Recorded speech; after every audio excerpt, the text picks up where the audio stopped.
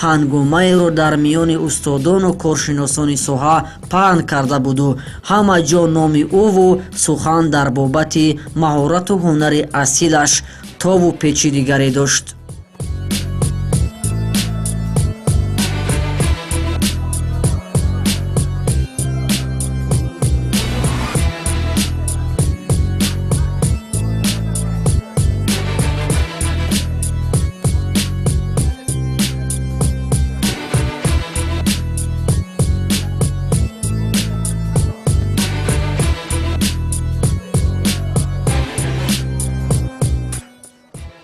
%30 аз мо вобаста, 70% ки ваё баромада варзишгар вобаста. Амин дар шабоз амин шихел ки гум дорад, амин бача да амин қати амин шабоз як хел падар қати падараш мурабби бачаш машқ дода наметонанд, намешан. Неки қати шабоз худо ба ҳазор бор шукр шихел гум амин чӣ гӯя амин кора мекунад, меҳнат мекунад. агар касе дигар мураббии ту мебуд, падарат не гумон мекардӣ ки ба ҳамин муваффақиятҳо мерасидӣ? Ягин ҳамин гуна тарбия мекард туро аз сидқи дил? Ну, я думаю, что нет. Если бы не отец, я не думаю, что добился того, что имею сейчас. Все благодарю моему отцу. ва дар овони кӯдаки шояд ба ҳар кору ба ҳар масалан фармонҳое ки дар варзиш падарат медод розӣ набудӣ, шояд мехости худат ба андешаи худат кор кунӣ. ҳамин ҳолатҳо ҳам буданд ки падарат масалан туро маҷбур мекард ки не ҳамин бокс бояд ки ту дар ин бокс касбӣ шавӣ ва муваффақиятҳо дар пеш аст туро? Да нет, меня никогда не заставлял, всегда все по своему желанию, за что ему огромное спасибо. Ну, он, конечно, не так это давал мне свободу действий, но все-таки не заставлял никогда. ба фикрам ки толори тамрини локомотив ба ту кӯмак кард ва дар ҳамон ҷо бузург шудӣ ва дар ҳамон ҷо тамрин гирифтӣ. Да, начал заниматься и вырос, конечно, в локомотиве. Это отличный зал, там есть очень много хороших боксеров, все условия, чистый воздух, стадион рядом, отличный зал. ва ҳамин наворҳое ки ту гуфтӣ аз синни хурдсолияду онро ҳифз мекунӣ, инҳо дар куҷо масалан нахустин баромадҳо буданд, нахустин ҳунарнамоиҳои ту дар риштаи бокс буданд ки аллакай ҳамо қадамҳои нахустин дар ба сӯи муваффақиятҳо буд?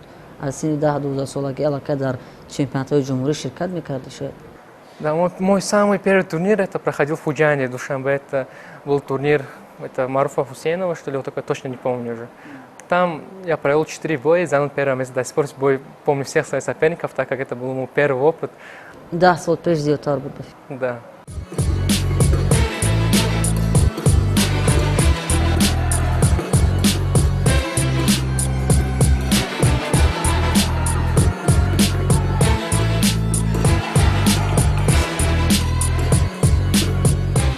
хуршед ҷураев ба ҳайси дӯсти қарину қаробати тангутанг доштанаш нисбати оилаи Аббос Нигматуллоев ҳамзамон дар тарбияву камолёбии Шаббос саҳми чашмгир гирифтаву аз азал ӯро дар радифи қиблагоҳаш машқу майдондориҳои бокс омӯхта, балки бародари Шаббос хонда шуда.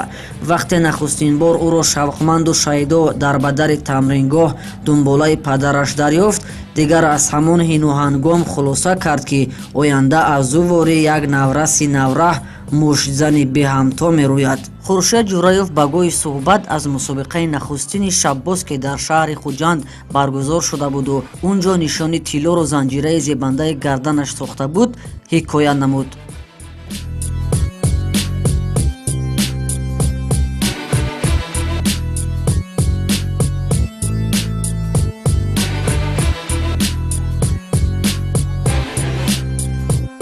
Шаббос у вақт 12 сола буд ба фикри ман, ё 12 ё 13 сола, на машқа сар караги буд. Ҷода 4 моҳори бигузашт, якум гӯдаки майда буд ки якум ҳамон призиш велик буд. Велосипед. Фақат фикраш ҳамин буруму ҳамон велика гирам да. در این برداشت وزن و گرفتن عنوان چمپیونی و مدال طلا اینچنین تحفه پرقیمت ورزشگر از شهر دوشنبه شباز نعمتاللهیف مشرف گردید.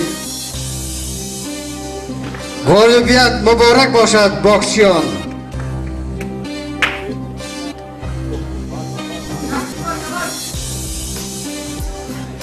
барои як кӯдаки масалан 10-12 сола дар сару рӯ муш хӯрдану зарба хӯрдану ба бокс ки як варзиши бисёр вазнин аст машғул шудан душворӣ надошт шояд ки Конечно, это очень вредно, когда получаешь по башке, это нельзя опровергнуть, потому что удары все равно влияют, но я скажу, так многие сейчас родители боятся отдавать своих детей в единоборство, но я скажу, лучше не бойтесь того, что ваш сын получает там удары, или он становится мужчиной, все, в первую очередь, бойтесь того, что он сейчас гуляет на улице, там, пьет, наверное, да, курит, ну, это варзиш ҳама ин Базиш, он это не только там, как многие ходят сейчас в ВМА, да, там, круто, это все-таки дисциплина в первую очередь. Любой спортсмен, он дисциплинирован. На улице, если спортсмена увидите, вы даже не скажете, что он спортсмен. Потому что любой настоящий спортсмен всегда будет ходить культурно, молча. бале яъне ки варзишгари воқеӣ варзишгари ҳақиқӣ бояд ки масалан сабру тоқат я тамкинӣ як масалан хислати хӯи аҷоиб дошта бошад ки ба мардумам муносибати хуб дошта бошад. ҳамин дар назар дорем.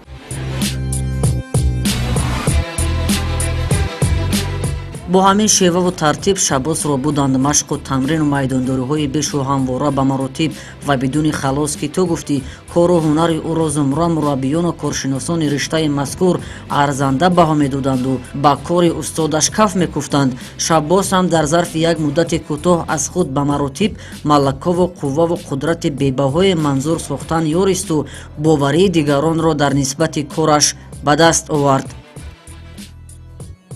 13-14 сола шид қати акаш ҷураи хуршед ман вая хуҷан мусобиқа рӯй кардам. Аввалин мусобиқаш рӯй кардам, хайфтан хар равад рафт ҳамҷо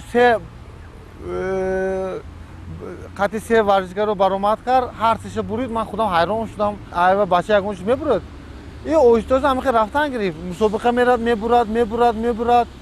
ҳамасони фаҳмидам ки дарунишда будааст ки ҳамин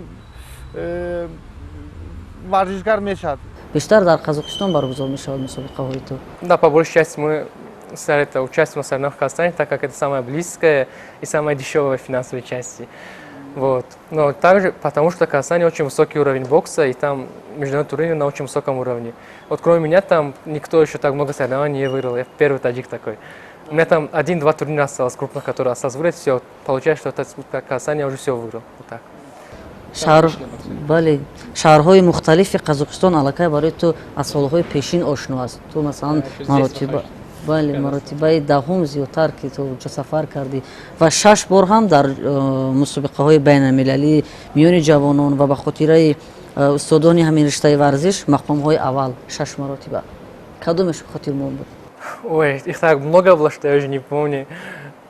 Ну, чемпион, когда поднимаешься на пьедестал, когда спускаешься, все, уже надо забывать, потому что сразу поймаешь звезду, и все, на спад пошел. Вот так. Мы сейчас обычный парень, мы не чемпион, мы просто обычный парень. Чемпион, когда только поднимаешься на пьедестал, твой флаг поднимается. Як лаҳзаи наст, яъне ки қаҳрамонӣ. Это еще, это прям такое чувство, когда твой гимн еще поет, вообще классно. Когда все смотрят, о, Таджикистан. Спортсмены же поднимают престиж государства. Вот так.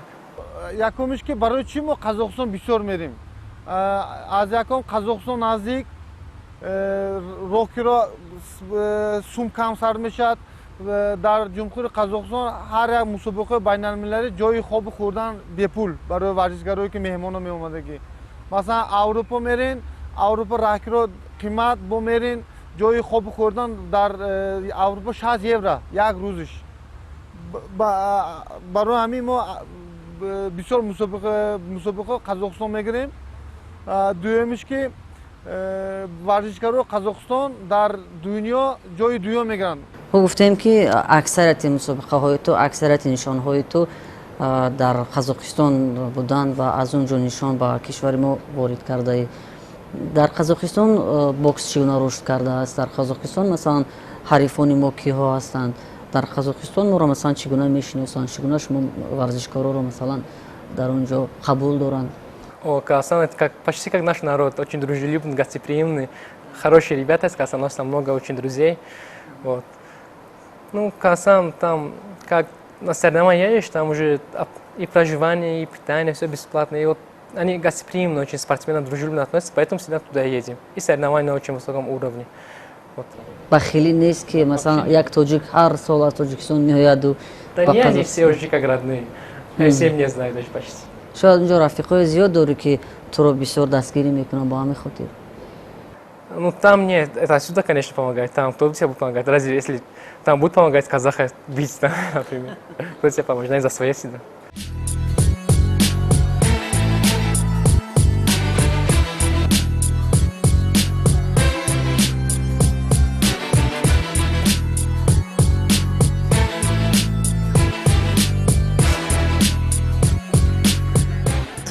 шаббос ба ҷиҳати тушу тавону бурзу бозуву таҳамтаниаш ки аз худ дар ҳама мусобиқаҳо маҳорати олӣ нишон медод, яксара сар аз соли баромадҳояш дар сабқатҳои пуршукӯҳи байналмилалӣ андари майдонҳои бузурги зӯрозмоӣ гардида, борҳо нишонҳои тиллоро овезаи гарданаш дидааст ва муҳимтарини онҳоро хотир дорад, мин ҷумла соли 2014 чемпионати Осиё миёни ҷавонон ки дар шаҳри Бангкоки Таиланд сурат гирифт, ӯ бо нишони нуқраву мақоми дуюм ба ватан баргашт.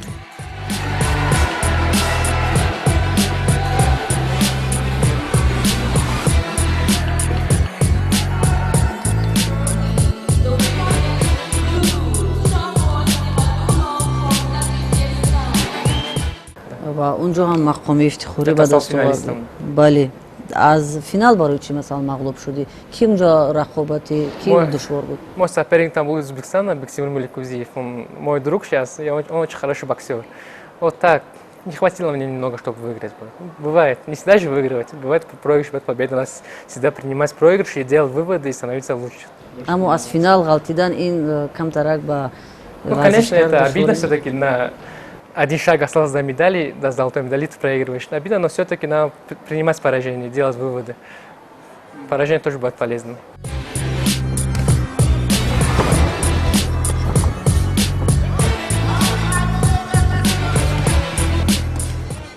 соли 2016 шаҳри Душанбеи кишвари Тоҷикистон макони баргузории чемпионати Осиё миёни донишҷӯён интихоб гардида буду. намояндагони кишварҳои мухталифи қоравиро ҳамдиёрони меҳмоннавози мо мизбонӣ мекарданд ва дар ин арсаи номҷӯиву майдони нангу набарду номусу ном нишони тиллои ин маъракаи муҳташам насиби варзишгари тавонои тоҷик Шаббос Неъматуллоев гардид. чемпион Осиё чӣ хела хат дар Душанбе шид. замини худаш ман медонистам ки Шаббос Неъматулло бачам медонистам мебурад замини худаш. ҳарифаш Тайпей буд, уя бурид. баъд дуюм ҳарифаш Узбекистон буд, Бектимур Меликузиев, финалист Олимпиада. ҳамунчен ҳама соперникошу дар чемпионати Осиё абеғарз аз Шаббос якум раунда мағлуб карда буд. вай ки дар Қазоқистон дигар давлато мерафт мебурид, ман медонистам ки Душанбе ба замини худаш ҷои худаш ягон мушкиле намешид. баъди вай малазийца дуюм раунда сета нокдаун карди бурида роҳат ба чемпионати ҷаҳон гирифт. дар бораи ҳамин мусобиқа, дар ин чемпионат ки ҷои аввалро гирифтӣ ва орзуҳоятро бароварда кардӣ. Наша страна очень гостеприимна, как все знаете, и все гости, там друзья были, они все прям в восторге были от того, как таджики приняли гостей из других стран. аз кадом кишварҳо буданд? Ой, из Японии, Казахстана, Киргизстана, там Афганистана, японцы, Монголия, много. Я сам боксировал с монголом, японцем, там, выиграл их. Там было так много людей, это было нечто, как все орали, Таджикистан, Таджикистан. ки буд ҳарифи финалият? Это таджик, я не помню уже это им. Вот. Так получилось, что жеребьевка попала, что двоих сильных боксеров я выиграл до финала, а финал получился с ним.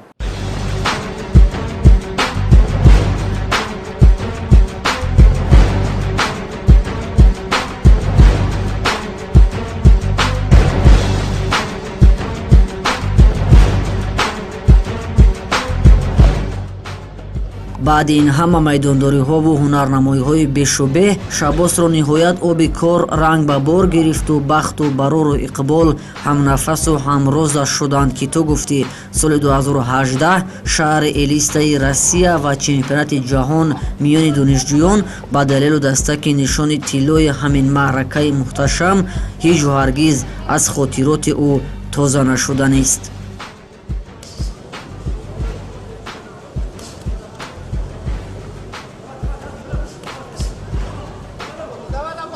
худобашкурам ютуб ҳаст, ҳама бояшо нишон дод, балет мекардам, метарсидам, чишимо мепӯшам, мекушам, бова